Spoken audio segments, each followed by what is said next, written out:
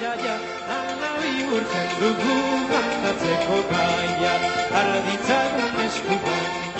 Proiektu hau erabaki genuen egitea, gure Euskarako irakasleak Lukenek proiektuari buruz hitz egin zigunean eta zer zen azaldu zigunean. Proiektu egiteko ideia batzuk pentsatu ostean, Gabriel Arestiri buruz egitea erabaki genuen. Informazioa lortzeko interneten bilatu genuen, liburuak irakurri genituen eta Bernardo Atxagarekin hitz egin genuen. Gure asmoa Gabriel Arestiri buruzko biografia bat aurkezten zen, baina modu divertigarriago edo dinamikoago batean. Horretarako historiotxo bat asmatu eta datuak zatika banatzea erabaki genuen.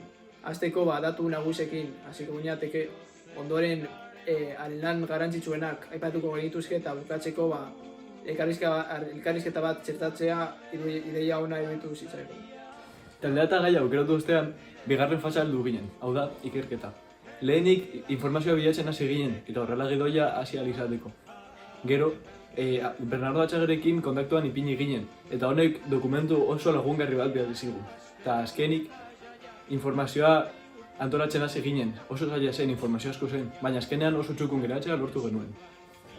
Behin informazioa bilduta parte luzenarekin hasi ginen, hau da, grabaketa.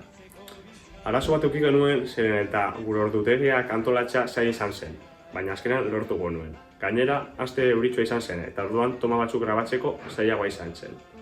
Baina azkenean bi arazo hauek konpondu izan genituen eta nahiko ondo atera zitzegun grabaketa. Azkenik, parti zailenera ailegatu ginen, edizioa. Gure taldekide bat oso trebea zenez editatzen, bere egin zuen ia guztia. Pare bat arazo eduki genituen, adibidez audioa edo abestien iraupena. Azkenik, guztia amaitu genuen, editatu genuen guztia ondo geratzeko, kredituak egin genituen eta ja bideoa zegoen eginda.